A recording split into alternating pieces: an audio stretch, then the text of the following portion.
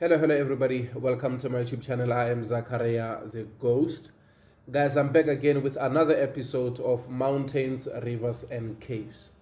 And once you see the title, you know the deal. You know I'm about to share a story.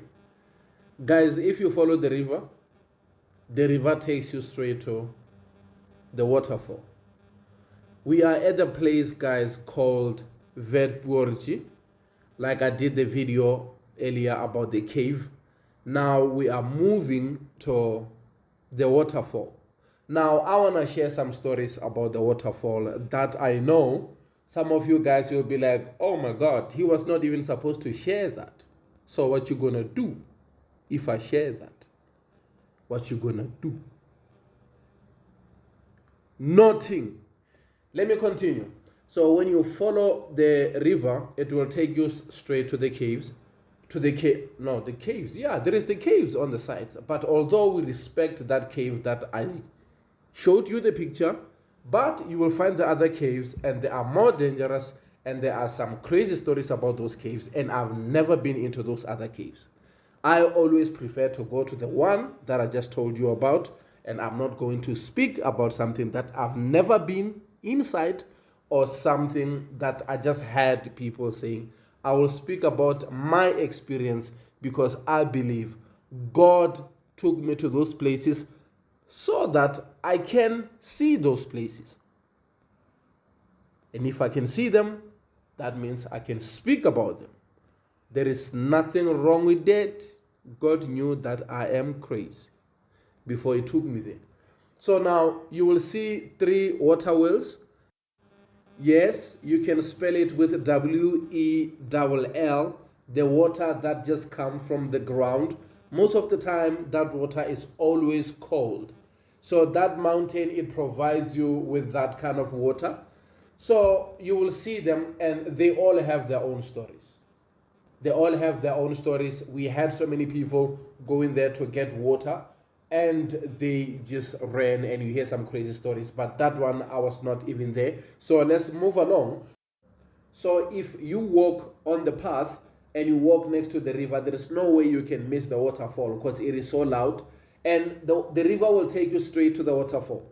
When you stand there on top, you will realize that in order for you to go and enjoy the waterfall, you have to use the stairs. You have to go down because it is deep. But now the problem is it was open before. People can just go in and out without any disturbance. But now since people are dying a lot on that waterfall, they decided to close it. They decided to put the gate there. They decided to put the fence. But you know people, they always find a way to cut the fence so that they can go to the other side, although they know the place is deadly.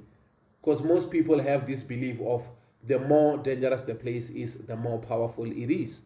You know, at some point it is true. But there are those who will make it and others will not make it. So I was once there before they can even, put the gate there. Even after the gate was like there, because you walk all the way to that place and you find out that there is a gate and there is a hole where you can just go and, you're like, you know what, let me just go. I will just see what happened when I'm on the other side. I always went there alone, go and pray. I meet a lot of guys who will come and talk to me about different stuff like prophets. And there was this other day that I decided to go, and I was like, this time I want to spend the night. Because I always go there during the day.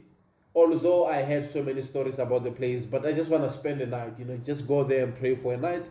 And I took a train. When I arrived at Waterfall train station, I realized that there is this other guy that I know, from home. From the rural area where I'm from. And I'm like, I know the guy, and he saw me. And it was very hard for me to, ignore the guy. Because, when you know somebody, you know somebody. So we started talking, and we realized that we all going to the same place. And we are all going to spend the night there. So we just spoke about it. And I was like, man, look, I didn't know that you were going to the mountain and you are going to spend the night there. And I didn't know that you also come to this mountain to pray. So the guy was also telling me that, look, he doesn't even go with people. He always prefers to go alone.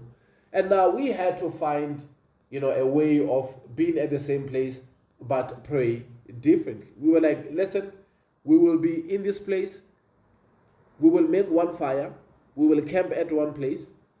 When it's time for you to go and pray, you will go and pray alone. And when it's time for me to go and pray, I will also go and pray, alone. But we will have the same place where we camp, and you will cook your food that you came with, and I will cook what I came with, because we eat different stuff, So that was the deal. We prayed for the whole night. Everything went well. Nothing wrong. We just assisting each other. Sometimes if you want stuff, I can just bring things where he is, because now you need to know that when it's a prayer night, you have to do certain things. Like maybe you have to do the steamer. Sometimes we have to go and put, those stones into fire and everything, because there is modern way of doing steaming, guys. Because some of you guys, you have rooms whereby you just go into the room and you just press the button and the steamer will just automatically bring that hot steam inside that room, whereby you will be sitting comfortably and thinking about stuff, or sometimes meditating. I know it happens. I go to Planet Fitness all the time. There is a steamer there, there is a sauna there. And now the steamer that I'm talking about, it's more of a sauna, whereby you put stones somewhere, you have to pour water into the hot stone and they make a steam, and you cover yourself with the plastic so that the heat can be kept into that plastic.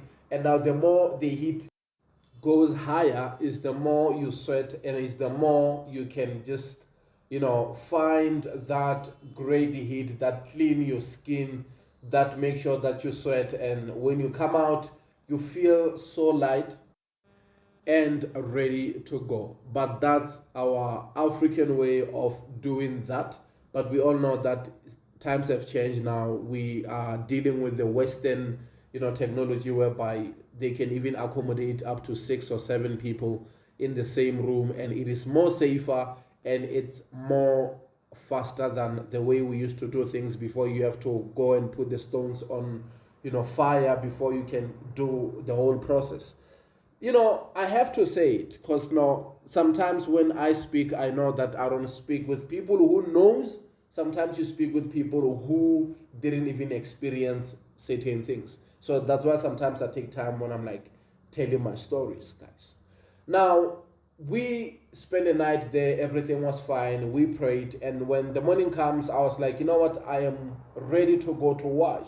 Because even after you steam, you still have to go and wash, because of now all the sweat and everything. So I was like, I am ready to go and wash, because guys has been going there at night to go and wash, because we were not alone there. We found other 3 guys who were also camping there. They were also praying as a group. And now time after time they were going inside that place, because now it's a circle, and now in the middle of the circle there is a stone. And most people, they always say one thing, that most of the time when they arrived there, they found a woman sitting on top of the stone. Most of the time she will be putting the blue cloth on top of the stone. It will be covered so well, and she will be sitting there during the day most of the time. So now people see different things, people have different stories that they tell, but I am about to tell my own story of what happened the day I went inside. So early in the morning I was like, you know what, this is my time now. It's about 5 a.m. I'm like, if not 6, it was like 5 a.m. I was like, okay, let me go in. Same procedure, you go, you pray first, because you know that it's a matter of life and death. You don't know what can happen in there. Because it's not like it's something that we like, maybe there is the landlord into that round space. We know on that waterfall that there is a landlord, but we still go there. That's why I say sometimes I feel sorry for myself when I sit down and I'm like, look at you, son. You have been there and you have survived the worst. And now I went in, and one more thing, by that time I was not even good with swimming. The way I was just swimming the old way of using strength, and I just hit the water until one day the white lady just taught me how to swim. I was at the gym. She was like saying, no, man, you're using too much energy. Don't swim that way. Because if you are in trouble, you are going to drown. Don't use your strength. Now she showed me how to swim nicely. Now I swim like a fish. Simply because of the experience that I had. I was like, I need to learn how to swim. After immediately I came back from that, I was like, I need to learn how to swim. And now I'm good. So I had to walk, on the wall so that I can go to the space where the waterfall, it is strong. Because it's just the line. That place is not just one place where the waterfall drops. It drops all the way, the edge of the mountain. But now there is where it is more stronger. And when I arrive there, I find out that when I put my foot there or when I put my leg there, it is going deep. It is very deep where the waterfall goes. But nobody tells you these things. Some of the things you just find them when you are there. And that's why most people are drowning, because you go to the place of the unknown and no one even tells you about how deadly the place is. Now, I put my foot there and I realize that it is too deep there. Then I step back, positioning myself in a space whereby I can still feel, that water coming down on me. And one thing that I didn't even realize, it is how silent the whole place is. Because most of the time when people goes there, you will see others, they will come and join you. It will be the two of you guys or three of you guys, praying there while you're busy watching to the waterfall. But I was a bit shocked because no one really followed me. I was just alone there because I was not aware of what was happening in there. Because now, the guys outside, they told me the story later after I came out of that place. Because they told me that, Tabo, we were very shocked. Because by the time you were going to the waterfall, the landlord came out. And she went opposite your direction. When you were coming in, approaching where the waterfall is, where the hole is, she came out and she went to the place where you just entered. And while you are busy washing there, while you are busy praying there, she was standing there, watching you. And everybody understood that they always had the stories of people disappearing at that place. But they have never seen it. Because most of the time, people goes there and they will find the shoes, they will find the trousers and the pants, they will find the trousers and the t-shirts outside there, but they don't see anybody. And they don't know what really happened to that person. But now that's how everything started to make sense. Because of now, those who can see further, they are saying that hole where it is very deep, it's a tunnel, it's a cave. It goes all the way under the rock. The rock that I said, most of the time people say they see the landlord sitting there. They say it's a cave, it's where she stayed. So once you are taken, you will be taken underneath the rock. And now everybody understood that, I am done. There is no way I can come out. So me, I kept on praying, my God, with the pure heart, the same way I always pray. Now, when it comes to time for me to go out of that circle, guys said she was standing right there to where I must go and pass. And they said she turned her back on me. So she looked to the other side and she gave me her back. And I just walked right there and past her. And I still don't understand the meaning of if you are there and they say the landlord, she was still standing there and she turned her back and she didn't want to face me. I really don't know what that means. Maybe one day I'll get explanation of that. Because they saw her. And after that, no one wanted to go inside that place and pray. And it was quite,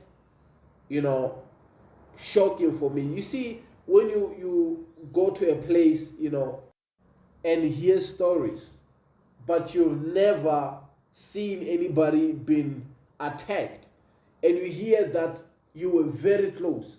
But I don't think it was an attack, because I usually used to go there, but I was not even going into that place and going to wash inside. I was always going there and I will camp next to it. I'll go fetch water, maybe wash my face, and go home. That was me. I never walked all the way to the hole whereby I can go and put myself in that kind of a situation. I always go there, pray, and I always felt like it was enough if I just pray next to that place, and I always find people who will just give me the word or the prophecy, and it was just fine by me. And on that day, I just felt like maybe because of we had other people who were there, and because of maybe I spent a night to that place for the first time, I felt like I'm more stronger. And yeah, until this day, I'm still asking myself a question: why did the landlord decide to give me the space where I can pray there? And why did it show itself to people? Why did she show herself to people who were outside? And what was the meaning, for her to turn her back? And I just kept on asking myself those questions. And one thing that I realized when I came outside, even the guys who spent the night, there with us, they were not telling me stuff. But after that, it was just something different, whereby you just see people having that excitement, around me, and they start sharing things freely now, and I didn't get it, but it is what it is. Life is life. Sometimes you are going to see things and you are going to learn some things along the way. But I was not overwhelmed by the situation. I was not even surprised or excited. I just kept on asking myself, a question like, what if this is how she always take people? Because if it was a thing of me being taken, it was going to be easy. She was just going to drag me to the hole. That's it. It was going to be over. Now, why did she decide to go and, came out? And now I was like, okay, but I was told, even when I was young, that I'm going to see a lot of stuff with my eyes. That's the part of it, and you just see what you see, and you continue. The only difference is that all these years I've been this guy who is not even talking about the things that I see. I've always been the good boy who doesn't even share stuff that I see when I go to places where I go to pray and this and that. But sometimes when I just sit down, I'm like, but it makes no sense to go all the way, collect information, and keep it to yourself. And sometimes being a good boy, it's a good thing. But what do you do as a good child and you see your brother who is naughty, your brother who is loud, your brother who doesn't even want to hear anything right, rage, scream, and the mom and dad, they make sure that every time they go outside, they make sure that he is sorted. He can eat. There is food for him. There is everything where he can eat. Why? Because if he doesn't eat, all the neighbors will know that the parents, they forgot to feed your brother. But when it comes to you as a young man, it's always that thing of saying, look, mom is busy, dad is busy, we are going to get you something to eat as soon as we are done. And surprisingly, your brother comes and screaming and is so angry and screaming about, why did you give me the food of yesterday? That food comes from the microwave. I told you, mom, you should cook me fresh spaghetti, not the one of yesterday. I cannot eat that. You need to go to the kitchen and cook something for me. And on the other side, you didn't even eat anything, but your brother is complaining about eating yesterday's food. And I just realized that, in most cases, people spend time, resources, energy trying to fix what is not working and forgetting to maintain what is working. Now, when what is working, it is no longer working, they realize that nothing is working and they are surprised. and they want to point fingers, they want to blame others. And now you should pay more attention on what is working rather than spending more time and everything fixing what is not working. Now, on the situation of the good child behaving bad, we are not more concerned about the behavior of the good child. We are concerned about the response of the parent. Will the parents be more aggressive to a good child because of the good child is behaving bad? Or will the parent sit down and understand that there is something wrong with the good child that makes him behave bad? Or will they be aggressive and punish him 10 times more than the child who behaves bad because of they know that he knows better and he can do better? Or will they say, we know you, we know how you feel, we know how you always behave, talk to us, what is troubling you? And if a parent can punish the child, knowing that the child is always been a good child, that's a fair punishment. But if the parent punish the child, comparing the child with the child who behaved bad and saying you are better than your brother, you know better, and now that's what makes the good child sit down and say, you never liked me anyway. That's why you always behave this way towards me. So to all the brothers and sisters who are all going to rivers and mountains, I am that good child, and I want to know how my parent really loves me. So don't be offended when I tell these stories. Thank you.